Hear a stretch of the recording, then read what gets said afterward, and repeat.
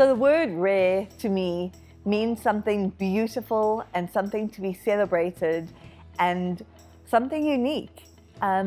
We look at the rare diamonds, we look at rhinos that are now becoming rare, and we love them and we do everything we can to look after them. And I really feel like as a rare patient, people should feel the same about us. At the end of grade 10, I started feeling a bit different. I started battling to swallow. I slurred my words a lot. I couldn't smile properly. I felt like my cheeks were numb and just not working properly. We went to a GP and he diagnosed me with an eating disorder because I wasn't swallowing.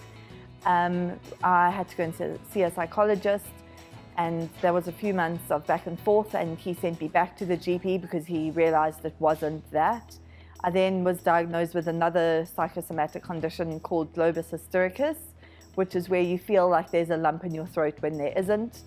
And again, back to the psychologist. And as we were speaking through stuff, he phoned my mum and he said, there's something more to this. It's not just her imagination. It's not just her looking for attention. And the scary thing is that as a woman, 80% of the time we are treated as if it's all in our head or we are looking for attention. So I finally got in to see a neurologist, and within 10 minutes I was diagnosed with myasthenia gravis. She said that if I hadn't gone in then, I would have died within the next week, as it had progressed to such a form where my mother was having to bath me. I couldn't walk upstairs on my own. I couldn't even swallow my own saliva. I had to mop it up with a towel or a cloth.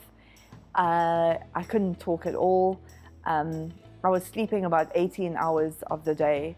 I had had every treatment available, from plasmapheresis to chemo to tablets that you take, and my body just wasn't responding to anything anymore. I was in ICU for 10 days out of every month, and it wasn't holding. So the doctor said to me, the only available treatment left was a trial treatment, which was a stem cell transplant.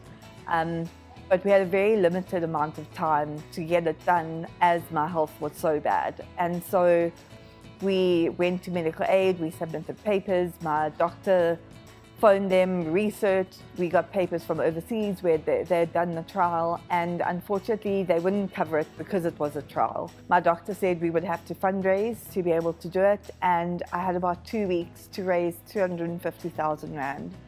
And it was a terrifying thought. I didn't think it was possible, and I knew that this was the only way that I was going to live. And how do you put a price on your life? How do you say my life is worth 250,000 Rand and my medical aid won't pay for it?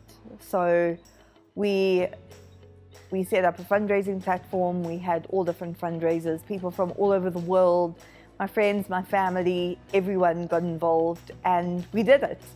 And I am really proud to say that I survived the first ever stem cell transplant in South Africa for myasthenia gravis. There was a 80% mortality rate, a chance of mortality, and I made it. And I cannot tell you what it's like to have a second chance at life.